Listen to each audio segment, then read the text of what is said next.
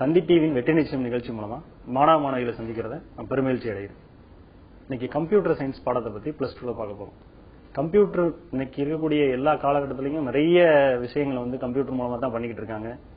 இப்ப உண்மையை சொல்லணும்னா நான் உங்க முன்னாடி உட்கார்ந்து பேசிக்கிட்டு இருக்கேன், அதை ஒளிபரப்பக்கூடியது கூட ஒரு கம்ப்யூட்டர் மூலமா தான் நிகழ்ந்துகிட்டு இருக்கு.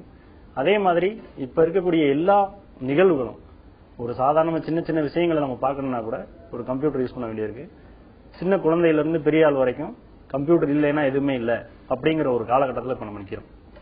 இதுல +2ல என்ன பாடம் இருக்கு அப்படிங்கறத பத்தி இன்னைக்கு நம்ம பார்க்க போறோம். +2ல ரெண்டு விஷயங்கள், ரெண்டு பாடப்பகுதி. ஒன்னு ஸ்டார் ஆபீஸ், இன்னொன்னு C++.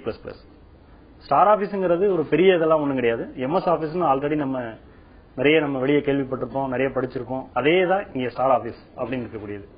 C++ அப்படிங்கறது மட்டும் கொஞ்சம் கிராமப்புற மாணவர்கள் மட்டும் கொஞ்சம் கடினமா இது பண்ணக்கூடிய ஒரு பகுதி.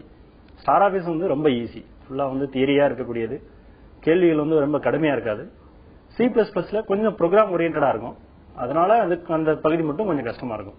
அதுலயும் என்னென்னலாம் படிச்சா ஈஸியா நம்ம வந்து மார்க் வாங்கலாம், ஸ்டார் ஆபீஸ்ல எதெல்லாம் படிச்சா ஈஸியா மார்க் வாங்கலாம், எந்த பகுதியெல்லாம் விட்டுட்டா கூட நம்ம வந்து நிறைய மதிப்பெண்கள் பெறலாம் அப்படிங்கறதையும் இதுல பார்க்க போறோம். முக்கியமா இந்த பாடத்தை யார் தேர்வு செய்யறா அப்படின்னு பார்த்தோம்னா, இன்ஜினியரிங் போகணும் அப்படின்னு விருப்பப்படுற மாணவர்கள் மட்டும்தான் இதை வந்து தேர்வு செய்யறாங்க. அதே மாதிரி காமர்ஸ் குரூப்லயும் இந்த பாடத்தை தேர்வு செய்யறாங்க. இதோட முக்கிய நோக்கம் அப்படின்னு பார்த்தோம்னா, எளிமையா மார்க் வாங்கிடலாம், அதிக மதிப்பெண் ஈஸியா பெறலாம் அப்படிங்கிற நோக்கத்தோட தான் இதை வந்து இந்த பாடத்தை நம்ம தேர்வு செய்யறாங்க. இப்ப அப்படி அதிகமா மார்க் வாங்குறது எப்படி, அதுல என்னென்ன பாடங்கள்லாம் படிக்கணும் அப்படிங்கறத இன்னைக்கு நான் சொல்ல போறேன். இப்ப இந்த கம்ப்யூட்டர் சயின்ஸ் பொறுத்த வரைக்கும் மொத்தம் வந்து ஏற்கனவே நம்ம பார்த்த மாதிரி ஒவ்வொரு பாடத்துக்கும் 200 மதிப்பெண்கள். அந்த 200 மதிப்பெண்ல கம்ப்யூட்டர் சயின்ஸ் பொறுத்த வரைக்கும் 150 மார்க் வந்து தியரி, 50 மார்க் பிராக்டிகல்.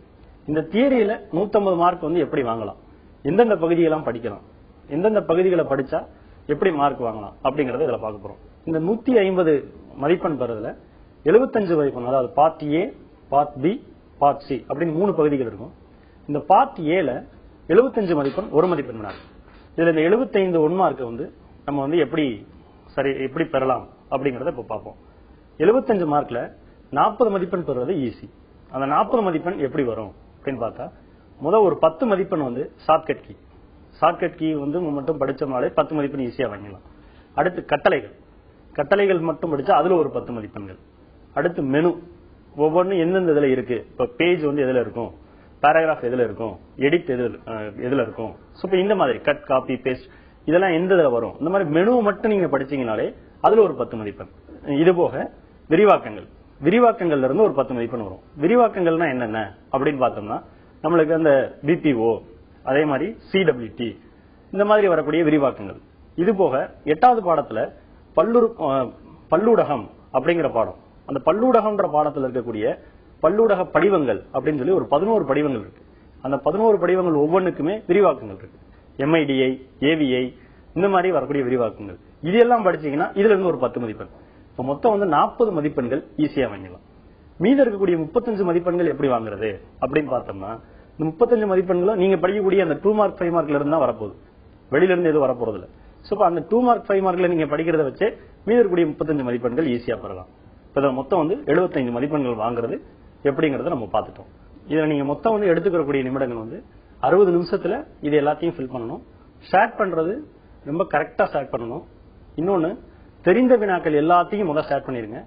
அதுக்கப்புறம் தெரியாத வினாவை எல்லாத்தையும் கொஞ்சம் நல்லா ரீட் பண்ணி பாத்தீங்கன்னா உறுதியா வந்து ஆன்சர் பண்ணலாம். இதுல என்ன ரொம்ப முக்கியமானது, திரும்பியும் நான் சொல்றேன், அந்த 4 பகுதி, அதாவது ஷார்ட்கட் கீ, கமாண்ட், மெனு, இன்னொன்னு எக்ஸ்பான்ஷன், இந்த 4 மட்டும் நல்லா படிச்சிட்டீங்கனாலே 40 மதிப்பெண் ஈஸியா வாங்கலாம். இந்த 75 மதிப்பெண்ல ஸ்டார் ஆபீஸ் மட்டும் படிச்சீங்கனாலே 35 மதிப்பெண் ஈஸியா வாங்கிடலாம். மீதி இருக்கக்கூடியதான் C++ வரும். C++ கஷ்டம் அப்படின்னு நினைக்கிறவங்க, 2வது வால்யூம்ல இருக்கக்கூடியதெல்லாம் நம்மளால படிக்கிறது கஷ்டமா இருக்கு அப்படின்னு நினைச்சீங்கன்னா, வெறும் ஸ்டார் ஆபீஸ் மட்டும் படிச்சா கூட 35 மதிப்பெண் ஈஸியா வாங்கிடலாம். இப்ப வெற்றி நிச்சயம் நிகழ்ச்சியில ஒரு சிறிய இடைவேளை. அந்த சிறிய இடைவேளைக்கு பிறகு எப்படி 2 மதிப்பெண் வினாக்களை அட்டன் பண்றது, 2 மதிப்பெண் வினாக்கள்ல 20 மதிப்பெண்களை எப்படி எழுதுறது அப்படிங்கறத பத்தி பார்க்கணும். இப்ப நம்ம பார்க்கக்கூடியது பார்ட் B. பார்ட் Bல 2 மதிப்பெண் வினா. 2 மதிப்பெண் வினால மொத்தம் 25 வினாக்கள் கேட்பாங்க. அந்த 25ல இருந்து நம்ம 20 எழுதுனா போதும். அந்த 20ல 20க்குரிய 40 மதிப்பெண்ணை எப்படி எளிமையா பெறலாம் அப்படிங்கறத பத்தி இப்ப பார்க்க போறோம். ஒவ்வொரு பாடத்திலையும் எப்படி எப்படிலாம் கொஸ்டின் கேட்க போறாங்க, அந்த வினாவை நீங்க எப்படி அட்டன் பண்ண போறீங்க. அதே மாதிரி ஸ்டார் ஆபீஸ்ல எப்படி எத்தனை வினா வரும், C++ல எத்தனை வினா வரும், ஸ்டார் ஆபீஸ் மட்டும் நீங்க படிச்சா கூட எத்தனை 2 மார்க் அட்டன் பண்ண முடியும், C++ மட்டும் படிச்சா C++ சேர்த்து படிச்சா மொத்தம் எத்தனை மதிப்பெண்கள் பெற முடியும் அப்படிங்கறத பத்தி பார்க்க போறோம். இப்ப ஸ்டார் ஆபீஸ் அப்படின்னு எடுத்துக்கிட்டோம் அப்படின்னா அதுல மொத்தம் 10 வினா. ஸ்டார் ஆபீஸ் மொத்தம் ஒரு 5 பிரிவா நீங்க பிரிச்சுக்கலாம். அது எப்படி பிரிக்கணும் அப்படின்னா, ஸ்டார் ஆபீஸ் ரைட்டர், இது MS வேர்டு மாதிரி. அடுத்து ஸ்டார் ஆபீஸ் கால்க், இது எக்ஸல் மாதிரி. ஸ்டார் ஆபீஸ் பேஸ், இது நம்ம அக்சஸ் மாதிரி. இன்னொன்னு ஸ்டார் ஆபீஸ் இம்ப்ரெஸ், அது பவர் பாயிண்ட் மாதிரி. இதுல இருந்து கொஞ்சம் மாறுபடக்கூடியது மல்டிமீடியா. மல்டிமீடியாங்கிறது காமனா இருக்கக்கூடிய விஷயங்கள் தான், அதுல ஒன்னும் ஒரு பெரிய விஷயங்கள் எதுவும் இருக்காது. இப்ப ஸ்டார் ஆபீஸ் ரைட்டர்ல இருந்து எந்த மாதிரி வினாக்கள் எல்லாம் கேட்கப்படுது அப்படின்னு பார்த்தோம்னா, 1 உரை பதிப்பித்தல், சொற்செயலாக்கம், புல்லட்டின் வரிசை, தொங்கும் உள்தள்ளல், பத்திசைவு, தலைப்பு அடிக்குறிப்பு, அதுக்கப்புறம் இந்த மாதிரியான கொஸ்டின்ஸ் மட்டும் நீங்க பாத்தீங்கன்னாலே போதுமானது. இந்த டாபிக்ஸ் மட்டும் நீங்க கவர் பண்ணீங்கன்னா ஸ்டார் ஆபீஸ் ரைட்டர்ல இருந்து கேட்கக்கூடிய 2 வினாக்களை நீங்க ஈஸியா அட்டன் பண்ணிடலாம். அடுத்து 6வது பாடம், அதாவது ஸ்டார் ஆபீஸ் கால்க். இந்த ஸ்டார் ஆபீஸ் கால்க பொறுத்த வரைக்கும் தேதி கணக்கீடு அப்படிங்கிற கொஸ்டின் அடிக்கடி கேட்டுக்கிட்டு இருக்க கொஸ்டின். அதே மாதிரி ஆட்டோ ஃபார்மட் ஷீட் அப்படின்னு சொல்லக்கூடியதும் அடிக்கடி கேட்கக்கூடிய கொஸ்டின். இப்ப இந்த மாதிரியான கொஸ்டின்ஸ் மட்டும் நீங்க படிச்சீங்கன்னா இதுல இருந்து உறுதியா ஒரு வினா நம்ம எழுதிடலாம். இன்னும் கொஞ்சம் மிச்சம் இருக்கக்கூடியது மின் அட்டவணை செயலினா என்ன, வழக்கில் உள்ள அட்டவணை செயலிகள், இந்த மாதிரியான கொஸ்டின்ஸ் எல்லாம் படிச்சீங்கன்னா இன்னும் ஒரு வினாவும் ஈஸியா நீங்க அட்டன் பண்ணிடலாம். இப்ப அடுத்து 7வது பாடம் தரவுதளம். தரவுதளம் பாடத்தை பொறுத்த வரைக்கும் அதுலயும் 2 வினா. அந்த 2 வினா தரவு தகவல் வேறுபாடு அப்படிங்கிற கொஸ்டின் கேட்கலாம். அதுபோக பற்புல வரிசையாக்கம் அப்படிங்கிற கேள்வி கேட்கலாம். அது மட்டும் இல்லாம வடிகட்டிகள் அப்படிங்கிற கொஸ்டின் கேட்கலாம். இப்ப இதெல்லாம் வடிகட்டியுடைய வகைகள், இந்த மாதிரியான கொஸ்டின்ஸ் எல்லாம் அடிக்கடி கேட்டுட்டே இருப்பாங்க. அதனால நீங்க அந்த பகுதிகளை மட்டும் படிச்சீங்கன்னா இந்த 7வது பாடத்துல கூடிய கொஸ்டின்ஸ் அட்டன் பண்ணிடலாம். 8வது பாடம் பல்லூடகம். பல்லூடகத்துல இந்த மாதிரியான கொஸ்டின்ஸ் நிறைய இருக்கு. பல்லூடகத்துல மொத்தம் நிறைய பகுதிகள் இருந்தா கூட நீங்க ரொம்ப முக்கியமான பகுதிகளை மட்டும் படிச்சீங்கன்னா போதும். MMS, பல்லூடகம் என்றால் என்ன, அதுக்கப்புறம் அந்த ஒவ்வொரு வரும் பல்லூடக படிவங்கள் அப்படின்னு சொல்லக்கூடிய அந்த 12 படிவங்கள், அந்த 12 படிவங்களுக்குரிய விரிவாக்கங்கள், அதனுடைய நீட்டிப்பு அப்படின்னு சொல்லக்கூடியது, அந்த எக்ஸ்டென்ஷன், அதை மட்டும் நீங்க படிச்சீங்கனாலே அதுல இருந்து ஒரு 2 மார்க் ஈஸியா அட்டன் பண்ணிடலாம். 9வது பாடம் கொஞ்சம் கடுமையான பகுதியா இருக்கும். அதுல ரிகர்ஸ் டைமிங் அப்படின்னு சொல்லக்கூடிய ஒரு கேள்வியினாலும் நீங்க கண்டிப்பா படிக்கணும். ஏன்னா அந்த கேள்வி திரும்ப திரும்ப கேட்கக்கூடிய கேள்வி. ரிகர்ஸ் டைமிங், ஒத்திகை நேரம் அப்படின்னா என்ன அப்படிங்கிற கேள்வி அடிக்கடி கேட்கக்கூடிய கேள்வி. அதை மட்டும் நீங்க தெளிவா படிச்சுக்கணும். இது ஸ்டார் ஆபீஸ்ல இருந்து கேட்கக்கூடிய கேள்விகள். இது போக நம்ம அடுத்து பார்க்கக்கூடியது C++ல எந்த மாதிரியான கொஸ்டின்ஸ் எல்லாம் கேட்கறாங்க, அதுல எந்தெந்த பாடங்கள்லாம் படிச்சா ஈஸியா மார்க் வாங்கலாம் அப்படிங்கறத பார்க்க போறோம். நிறைய மாணவர்கள் என்ன செய்வாங்க அப்படின்னா, ஸ்டார் ஆபீஸ் கூட எங்களால படிக்க முடியும், ஆனா C++ படிக்கிறது ரொம்ப கஷ்டம் அப்படின்னு நினைப்பாங்க. ஆனா உண்மையை சொன்னா C++ல கொஸ்டின்ஸ் எழுதுறதுதான் ஈஸி. ஸ்டார் ஆபீஸ்ல எழுதுறத கூட நிறைய எழுத வேண்டியிருக்கும். ஆனா C++ல ரொம்ப முக்கியமான பகுதிகளை மட்டும் எழுதினாலே போதும். அதே மாதிரி முக்கியமான பாடங்களை படிச்சாலே போதுமானது. C++ பொறுத்த வரைக்கும் முதல் பாடத்துல மொத்தத்துக்கு 3 கொஸ்டின். அந்த 3 கொஸ்டின் மட்டும் படிச்சா கண்டிப்பா ஒரு கொஸ்டின் அட்டன் பண்ணிடலாம். 1 உரைப்பொதியாக்கம், என்கேப்சுலேஷன், பல்லுருவாக்கம், பாலிமார்பிசம், பொருள், ஆப்ஜெக்ட். இந்த 3 கொஸ்டினை மட்டும் படிச்சாலே ஒரு கொஸ்டின் உறுதியா அட்டன் பண்ணிடலாம். இப்ப 2, 3 இந்த 2 பாடங்கள் கொஞ்சம் கடுமையா இருக்கும். அதனால அந்த 2, 3 பாடங்களை கூட விட்டுட்டு அடுத்து 4, அதுக்கப்புறம் 7ல இருந்து 12 பாடங்கள், இதை மட்டும் படிச்சீங்கனாலே ஈஸியா இதுல கேட்கக்கூடிய 10 2 மார்க்கையும் நீங்க ஈஸியா அட்டன் பண்ணிடலாம்.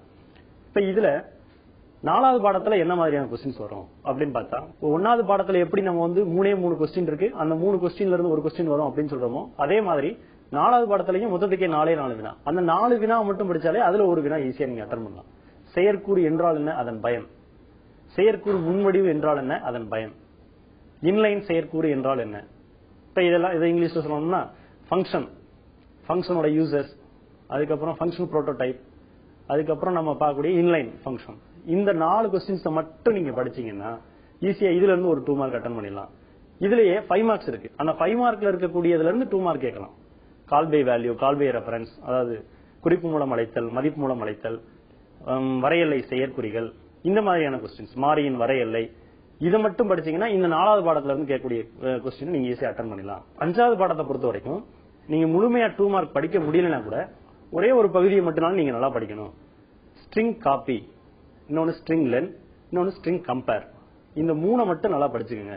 ஒன்னும் எழுத முடியல அப்படின்னா கூட ஸ்ட்ரிங் லென்த் அப்படின்னா சரத்தின் நீளத்தை காண பயன்படுகிறது, ஸ்ட்ரிங் கம்பேர் அப்படின்னா 2 சரத்தை ஒப்பிட பயன்படுகிறது.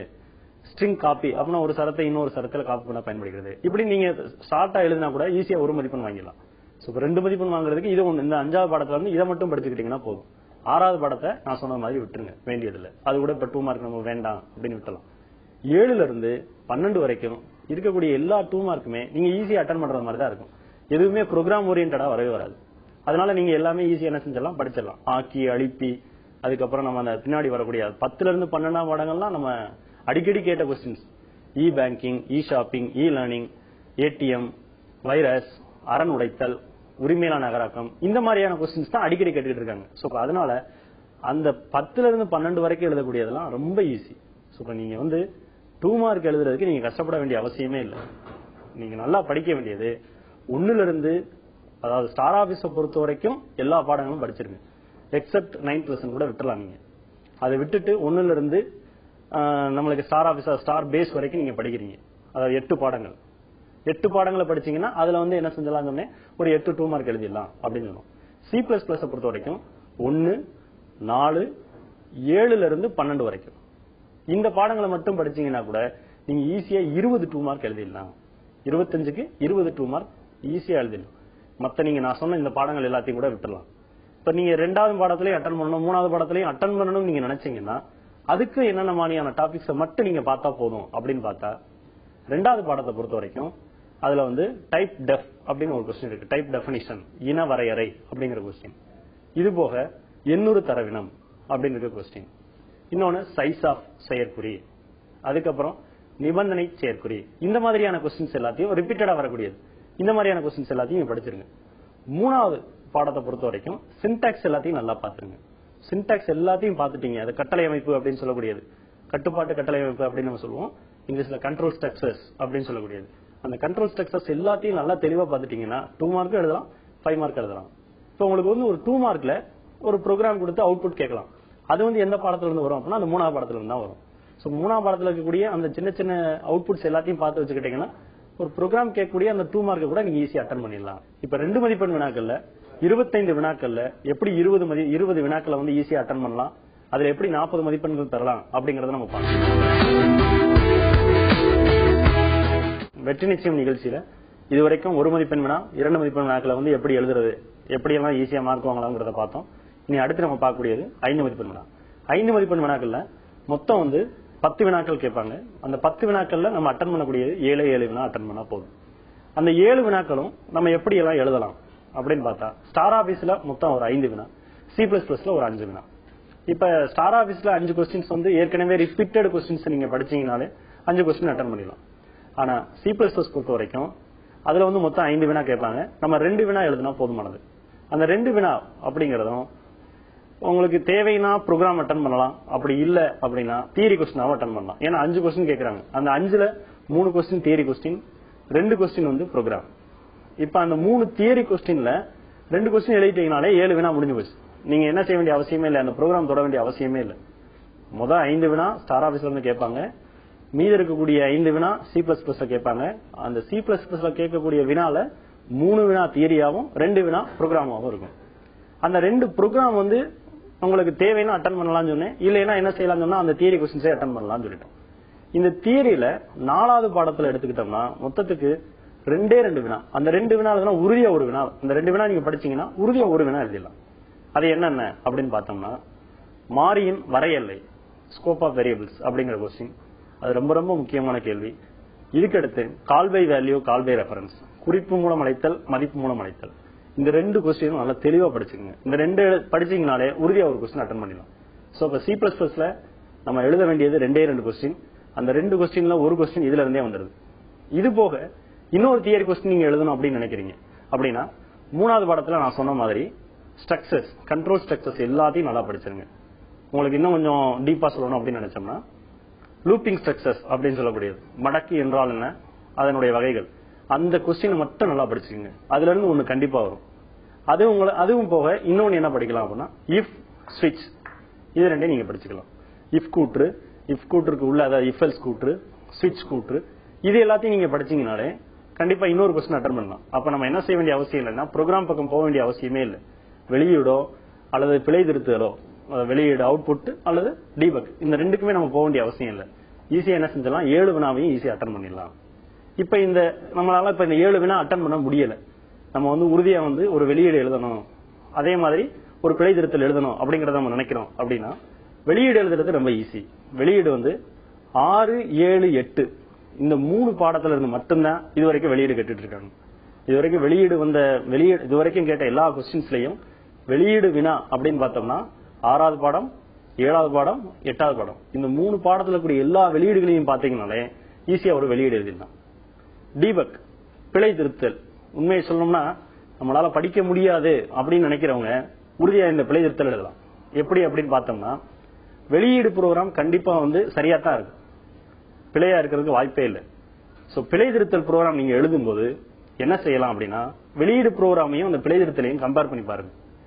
வெளியீடு ப்ரோக்ராம்ல எல்லாமே சரியா இருக்கும், இந்த பிழை திருத்தல்ல எங்கெங்கெல்லாம் மிஸ்டேக் இருக்கு அப்படிங்கறத கம்பேர் பண்ணீங்கன்னா பிழை திருத்தல்ல 5 மதிப்பெண்ணுக்கு ஈஸியா 4 மதிப்பெண் வாங்கிடலாம். இப்ப C++ல எதெல்லாம் முக்கியமான பகுதி அப்படிங்கறத பார்த்தோம்.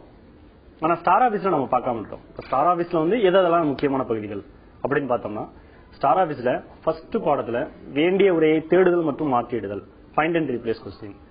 செகண்ட் லெசன் அப்படின்னு எடுத்தா bullets and numbering. Fourth lesson, நீங்க தேர்ட் லெசன் கூட படிக்க வேணாம், ஃபோர்த் லெசன்ல அட்டவணை வடிவூட்டல் கருவிப்பட்டியல் உள்ள பணிக்குறிகளின் பயன்கள் அப்படின்னு டேபிள் ஃபார்மட்டிங் டூல்பார், அதோட யூசர்ஸ். இந்த மாதிரியான கொஸ்டின்ஸ் மட்டும் படிச்சீங்கன்னா கூட ஈஸியா அதுல 2 வினா நீங்க அட்டன் பண்ணிடலாம். இப்ப ஸ்டார் ஆபீஸ்ல 5 மார்க் எப்படி அட்டன் பண்றது, C++ல எப்படி 5 மார்க் அட்டன் பண்றது அப்படிங்கறத நம்ம பார்த்துட்டோம். இப்ப ஸ்டார் ஆபீஸ் பொறுத்த வரைக்கும் 5 5 மார்க் அப்படின்னு நம்ம சொல்லிருக்கோம். அந்த 5 5 மார்க்கை எப்படி எல்லாம் எழுதலாம், எதுல இருந்தெல்லாம் கேட்பாங்க அப்படின்னு பார்த்தோம்னா ஸ்டார் ஆபீஸ் ரைட்டர்ல இருந்து 2 வினா.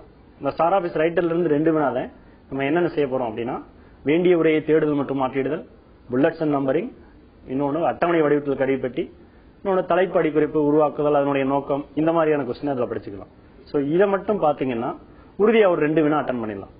6வது பாடத்துல இருந்து 2 வினா கேட்பாங்க. அந்த 6வது பாடத்துல இருந்து 2 வினா அட்டன் பண்றதுக்கு நீங்க என்ன செய்யணும், சார்பு என்றால் என்ன அப்படின்னு ஒரு கொஸ்டின் இருக்கு, ஃபங்க்ஷன்னா என்ன அப்படின்னு சொல்லி அந்த கொஸ்டினை கண்டிப்பா நீங்க படிச்சிருக்கணும். அந்த கொஸ்டின் அடிக்கடி கேட்கக்கூடிய கொஸ்டின். சோ சார்பு என்றால் என்ன, அதனுடைய அதை எடுத்துக்காட்டுடன் விளக்குக அப்படின்னு ஒரு கொஸ்டின். இது போக ஃபில் கட்டளை அது பாத்துக்குங்க. இந்த ஃபில் கட்டளை இன்னொன்னு இந்த சார்பு என்றால் என்ன, இந்த 2 கொஸ்டின் நல்லா படிச்சுக்குங்க. 7வது பாடத்தை பொறுத்த வரைக்கும் 7வது பாடத்துல 2 கொஸ்டின், அந்த 2 கொஸ்டின் அடிக்கடி கேட்டுக்கிட்டு இருக்க கொஸ்டின். தரவுதளத்தை கையாளுகை, தரவுதளத்தின் வகை, இந்த 2 மட்டும் நல்லா படிச்சீங்கனாலே உறுதியா இதுல இருந்து ஒரு வினா அட்டன் பண்ணலாம். இப்ப மொத்தம் 5 வினாக்கள் ஸ்டார் ஆபீஸ்ல இருந்து ஈஸியா அட்டன் பண்ணலாம். இப்ப நம்ம ஸ்டார் ஆபீஸ் எப்படி படிக்கணும், C++ எப்படி படிக்கணும், ஒவ்வொன்றிலையும் எப்படி மார்க் வாங்கணும் அப்படிங்கறத பத்தி பார்த்தோம். திரும்பியும் ஒரு முறை உங்களுக்கு நினைவுபடுத்துறதுக்காக சொல்றேன். ஸ்டார் ஆபீஸ்ல இருந்து மட்டும் 80 மதிப்பெண் வருது. அந்த 80 மதிப்பெண் ஈஸியா வாங்கிடலாம். ஒரு 50 மதிப்பெண் பிராக்டிகல் சேர்த்தா 130 மதிப்பெண் நம்மளுக்கு ஈஸியா வாங்க முடியும். சோ இப்ப இந்த C++ மட்டும் படிக்கிறீங்க, இப்ப ஸ்டார் ஆபீஸ் நிறைய கதையா எழுத வேண்டியிருக்கு, நிறைய எழுத வேண்டியிருக்கு அப்படின்னு நினைக்கிறவங்க C++ படிக்கலாம். C++ ஈஸியா அட்டன் பண்ணலாம். அதே மாதிரி நம்ம நிறைய எழுத வேண்டிய அவசியம் இல்லை, டைம் நம்மளுக்கு மிச்சமாகும். ஸ்டார் ஆபீஸ் எழுதுறவங்களுக்கு டைம் கொஞ்சம் அதிகமா தேவைப்படும். சோ இப்ப இனி அடுத்து நம்ம பார்க்கக்கூடியது ஸ்டார் ஆபீஸ்லயும் C++லயும் நம்ம கொஸ்டின்ஸ் அட்டன் பண்ணும்போது டைம் எப்படி சேவ் பண்றது. டைம் ஏன்னா நம்மளுக்கு முக்கியமா கம்ப்யூட்டர் சயின்ஸ் பொறுத்த வரைக்கும் ரொம்ப முக்கியமானது டைம் பத்தாது. நம்மளுக்கு 5 மார்க் கொஸ்டின்ஸ் எல்லாமே ரொம்ப பெருசா இருக்கும், எழுதுறதுக்கான டைம் பத்தாது. சோ இப்ப நீங்க அதை டைம் சேவ் பண்ணா மட்டும்தான் நீங்க முழுமையா மார்க் வாங்க முடியும், இல்லைன்னா மார்க் வாங்க முடியாது. இப்ப இந்த டைம் சேவிங்ல ஒரு மதிப்பெண் வினாக்கள் மொத்தம் 75 வினாக்கள். இந்த 75 வினாக்களுக்கு நீங்க 60 நிமிஷம் தான் எடுத்துக்கணும், 50 to 60 நிமிஷம். இந்த 50 to 65 நிமிஷம் எடுத்துக்கிட்டீங்கன்னா ஈஸியா எல்லா வினாவையும் நீங்க அட்டன் பண்ணிடலாம். பிளஸ் தப்பு இல்லாம ஃபில் பண்ணலாம். ஏன்னா OMR ஷீட்ல நீங்க ஷேர் பண்றதுல ஏதாவது தப்பு பண்ணிட்டீங்க அப்படின்னா அதை திரும்ப மாற்றவும் முடியாது. அது ஒரு பதட்டமாவும் இருக்கும். நம்ம பரீட்சைகள்ல பதட்டப்பட்டு அடுத்த வினாக்கள் எழுத முடியாம போயிடும். அதனால முதல்ல அந்த டைம் ஸ்டார்ட் பண்ண பாத்துக்கோங்க. மொத்தத்துக்கு 50 to 60 நிமிஷம் எடுத்தீங்கன்னா ஒரு மதிப்பெண் வினாக்கள் எழுதுற மாதிரி பாத்துக்கோங்க. 2 மார்க் ஒவ்வொரு 2 மார்க்குக்கும் 2.5 to 3 நிமிஷம் இந்த மாதிரி டைம் பிக்ஸ் பண்ணிக்கோங்க. 2.5 to 3 நிமிஷம் டைம் பிக்ஸ் பண்ணீங்கன்னா அது ஒரு 60 நிமிஷத்துல 22 மார்க் நீங்க அட்டன் பண்ணிடலாம். அடுத்து 5 மார்க் எடுக்கும்போது ஸ்டார் ஆபீஸ்க்கு நிறைய எழுத வேண்டியிருக்கும் அப்படின்னு நான் சொல்லியிருக்கேன். C++ கம்மியா எழுத வேண்டியிருக்கும். சோ ஸ்டார் ஆபீஸ்க்கு நீங்க ஒவ்வொன்றுக்கும் 7 to 7.5 நிமிஷம் நீங்க எடுத்துக்கலாம். ஆனா C++ எழுதும் போது 5 நிமிஷம் தான் நீங்க டைம் எடுத்துக்கணும். அப்படி எடுத்தீங்கன்னா உங்களுக்கு அது ஒரு 50 நிமிஷம் வரைக்கும் வரும். 50 நிமிஷம் எடுத்தா நம்மளுக்கு கண்டிப்பா கடைசியில ஒரு 10 நிமிஷம் உங்களுக்கு திருப்பி பாக்குறதுக்கு இருக்கும். சோ இந்த டைம் மேனேஜ்மெண்ட் கரெக்டா ஃபாலோ பண்ணீங்கன்னா எந்த வினாவையும் நீங்க விட்டுட்டு வர வேண்டிய அவசியம் இல்லை. எல்லா வினாவுக்கும் சரியான பதில் பண்ண முடியும். இல்லைன்னா ஏதாவது ஒரு வினா ஒரு 5 மார்க்கோ அல்லது ஒரு 2 மார்க்கோ தெரிஞ்சும் எழுத முடியாம போயிடும், அல்லது பதட்டத்துல தவறுதலா எழுதுறதுக்கு வாய்ப்பு இருக்கு. இதுல இன்னொன்னு, இந்த OMR ஷீட்டை பத்தி சொல்லணும் அப்படின்னு நினைச்சோம்னா, OMR ஷீட்ல நிறைய பேர் பண்ணக்கூடிய ஒரு தவறு, ஸ்டார்ட் பண்ணிடுறது அந்த ஒரு ரவுண்ட் முழுமையும் செட் பண்ணணும். அப்படி இல்லாம அவசரத்துல செட் பண்றது அல்லது அடுத்த அந்த ரவுண்ட்ல வர்றது மாதிரி செட் பண்றது, அப்படிலாம் செட் பண்ணாங்கன்னா அதுக்கு மார்க் இல்லாம போயிடும். அதனால செட் பண்றதை கரெக்டா செட் பண்ணுங்க. நம்ம கம்ப்யூட்டர் சயின்ஸ் பொறுத்த வரைக்கும் 4 டைப் கொஸ்டின் வரும். சோ அந்த 4 டைப்ல உங்களுக்கு என்ன டைப் வந்திருக்கு அப்படிங்கறத கொஸ்டின் பேப்பர்ல பாருங்க. மேல வந்து ஷேட்ஸா இருக்கும். அந்த ஷேடை பார்த்து எத்தனை ஷேடு உங்களுக்கு இருக்கு, ஒரு ஷேடு இருந்தா அந்த ஒரு ஷேடுக்கு நேரம் ஷேட் பண்ணணும், 2 ஷேடு இருந்தா அந்த 2 ஷேடுக்கு நேரம் 2ன்னு போட்டுப்பாங்க, அந்த 2 ஷேடுக்கு நேரம் ஷேட் பண்ணணும். இப்படி அந்த டைப்பை கரெக்டா ஷேட் பண்ணீங்கன்னா தான் உங்களுக்குரிய மார்க் உங்களுக்கு கிடைக்கும், இல்லைன்னா கிடைக்காது. சோ அதை வந்து கரெக்டா ஃபாலோ பண்ணிக்கோங்க. 1 மார்க்ல இருந்து நம்மளுக்கு நிறைய மதிப்பெண் 75 மதிப்பெண் கிடைக்குது. அந்த 75 மதிப்பெண்ணை நீங்க இழக்கிறதுக்கு வாய்ப்பு உங்களுடைய ஷேடிங்ல இருக்கு. இவ்வளவு நேரம் கம்ப்யூட்டர் சயின்ஸ்ல வந்து எப்படி வந்து முழு மதிப்பெண்களை பெற முடியும் அப்படின்னு நம்ம பார்த்தோம். இருந்தாலும் இன்னும் எனக்கு கம்ப்யூட்டர் சயின்ஸ் கஷ்டமா இருக்கு, என்னால படிக்க முடியாது, இன்னும் வந்து அதுல இருக்கக்கூடியதெல்லாம் எனக்கு கடின பகுதிகளா தெரியுது அப்படிங்கறத நீங்க முடிவு பண்ணீங்கன்னா, நான் சொல்ற பாடங்களை மட்டும் படிச்சீங்கன்னா 120 மார்க் ஈஸியா வாங்கிடலாம். என்னென்ன பாடங்கள் அப்படின்னு பார்த்தா, ஸ்டார் ஆபீஸ்ல 1ல இருந்து 8. சோ அதுல வந்து ஸ்டார் ஆபீஸ் 1 to 8 படிச்சிருக்கீங்க. C++ல 1, 4, அதுக்கப்புறம் 7ல இருந்து 12. இதை மட்டும் படிச்சீங்கனாலே 120 மார்க் ஈஸியா வாங்கிடலாம்.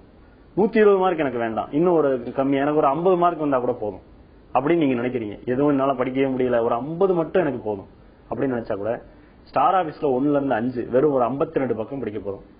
C++ பொறுத்த வரைக்கும் 1, 4 இதை மட்டும் படிச்சாலே ஈஸியா நீங்க என்ன செஞ்சோம்னா 50 மார்க் ஈஸியா வாங்கிடலாம். சோ இப்ப நம்மளுக்கு தேவை 30 மார்க். நீங்க இந்த நான் சொன்ன இந்த ஒரு 4-5 பாடங்களை படிச்சா கூட நீங்க என்ன செய்ய முடியுது, ஒரு 50 மார்க் வாங்க முடியுது. எனவே கம்ப்யூட்டர் சயின்ஸ்ல தோல்வி அப்படிங்கிறது கிடையவே கிடையாது. தோல்வி இல்லாம ஈஸியா எல்லா பேரும் வெற்றி பெற முடியும். முயற்சியும் பயிற்சியும் இருந்தா அனைவரும் கம்ப்யூட்டர் சயின்ஸ்ல 200க்கு 200 மதிப்பெண்கள் பெற முடியும். இந்த வெற்றி நிச்சயம் நிகழ்ச்சி மூலமா அனைத்து மாணவ மாணவிகளும் அனைத்து பாடங்களிலும் 200க்கு 200 மதிப்பெண்கள் பெற என்னுடைய வாழ்த்துக்கள்.